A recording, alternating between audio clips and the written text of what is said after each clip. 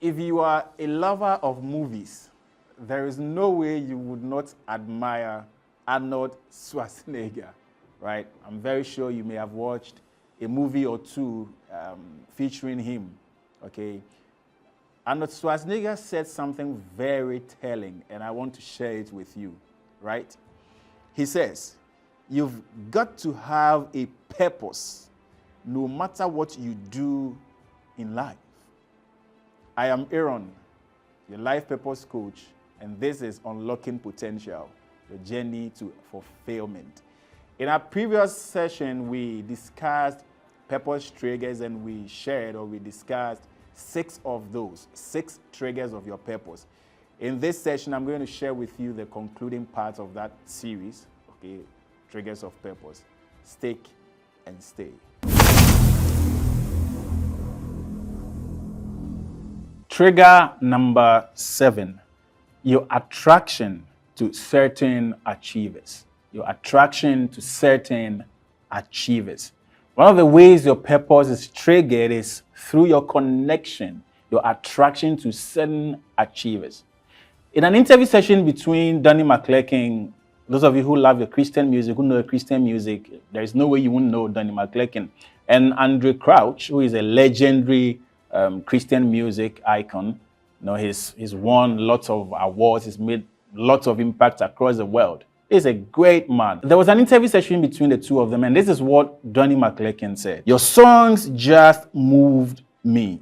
I mean, it showed me my purpose. And it was through your music ministry that God started me into the music ministry. Donnie McClurkin says, hey, God used your ministry to draw me into the ministry.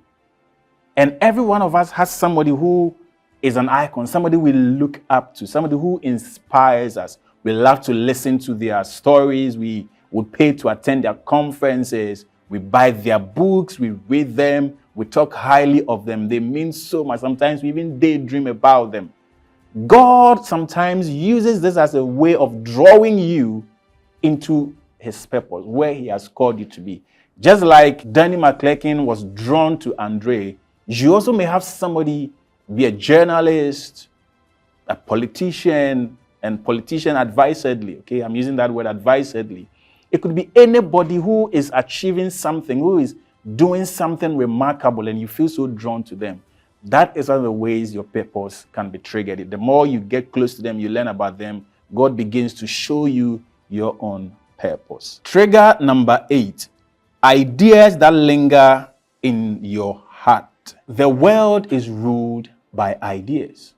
Ideas are stronger than muscles. People who are deep thinkers, who are able to conceptualize things, they are the most dangerous people you can deal with. It's not about muscles. Okay, so ideas are very, very important. And the sad thing is that sometimes we downplay the power or the essence of ideas, the ideas God gives us. Everything we see today was once an idea. That magnificent architectural building you see there was once on paper. It was just an idea. Somebody sat down to put it forth, to conceptualize it, before it ever got to be on the ground, before anybody scratched the ground. So everything is first an idea. Your purpose is first an idea. God puts in you some ideas, some things you want to do. They keep coming. They are lingering. They don't go away. They just keep coming forth every now and then. That's one of the ways you can know what your purpose is. Ideas that linger in your heart. Trigger number 9, your topmost values. Your topmost values. Everyone has principles and practices that they hold very dear to their heart. Everybody has values. There is nobody who doesn't have a value. It could be a good value. It could be something that's not very well celebrated. However it is, you have values. And most importantly, those values that are good, that reflect good, that is geared towards a good, a worthy cause. It's one of the triggers God can use to direct you or to lead you to your purpose.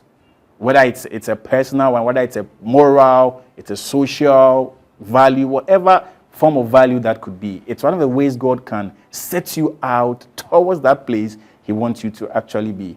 For some of you, your value has to do with the environment, environmental sustainability.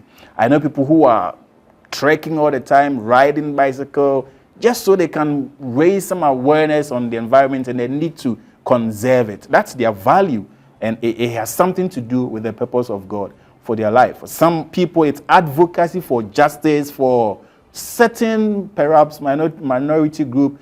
Some people who are underprivileged or less privileged or underserved, people like that, they believe they also deserve a voice. Some broadcast journalists actually went into journalism because they said they want to use the microphone to amplify the voices of those who are not heard. So whatever the values are that you have, God put some of them in there. He gave you that kind of instinct, that kind of desire to see certain things as more important than other things. So your topmost values, there are a lot of values, but the topmost ones, let's say your top 3 values, they are an indicator of the purpose God has called you to serve.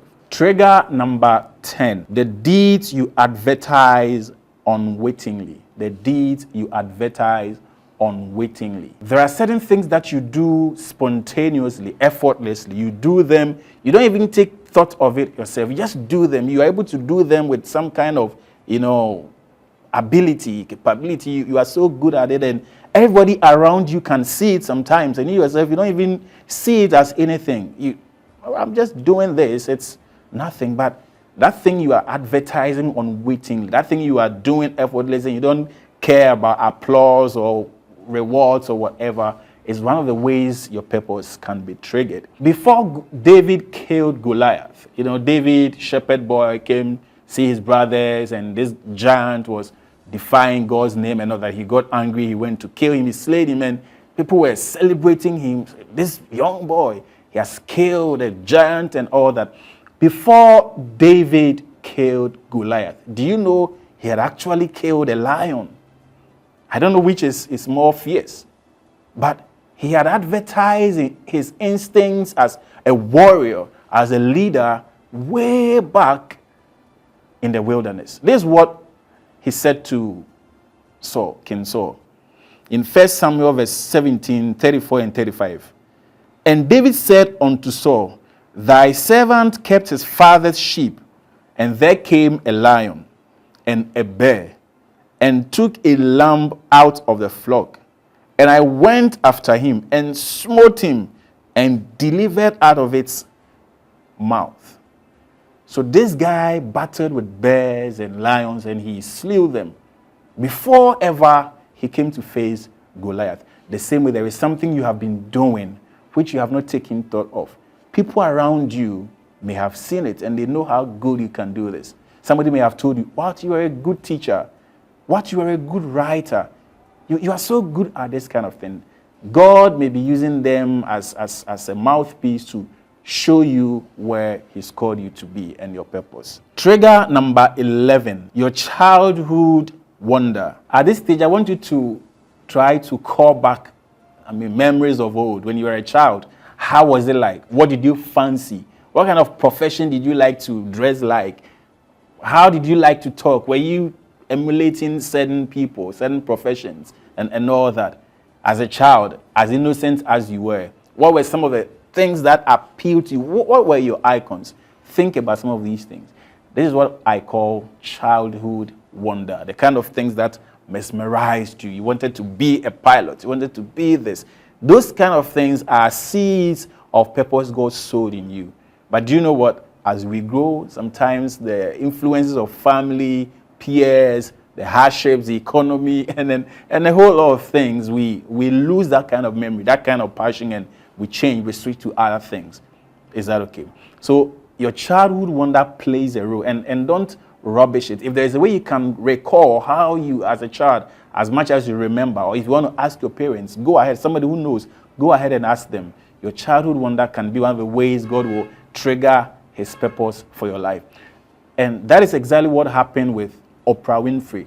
In one of the interview sessions, she mentioned that as a child, she had this dream to be paid to talk or to talk and be paid. She liked to talk in public. She would read the Bible when they go to church as a young girl. She just loved talking. And guess what? Today, Oprah Winfrey owns her own cable network or cable channel. Okay, she's talking for a living. She's talking to make impact, and she's impacting lots of people. So your childhood wonder has a way of triggering the purpose of God for your life. The final one, trigger number 12, your recurring dreams. The dreams that keep coming, they don't go away. You close your eyes, you blink, it is coming. You see yourself doing a certain thing, particular thing, a parting, okay, in different shades and forms, but you see that parting running through. Don't ignore them, because that's one of the ways God speaks to us. God speaks to us in various ways, and dreams are one of them. So if you're a dreamer like Joseph, you're always dreaming, you're always seeing something. You know, Joseph's brothers made fun of him. They called him the dreamer. When they see him, can see that dreamer. He's always dreaming. He's always saying something. Least did they know that God was actually prophesying or revealing his purpose to him. If they had paid attention and they had actually aligned and helped him, maybe they could have eased his path towards that purpose fulfillment.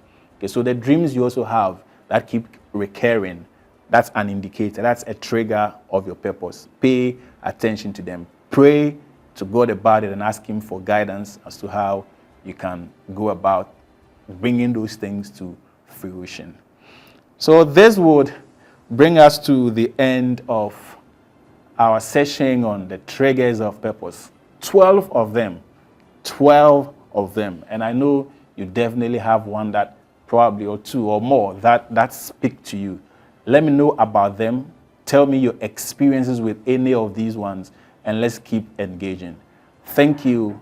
Love and blessings. I'll see you in the next session.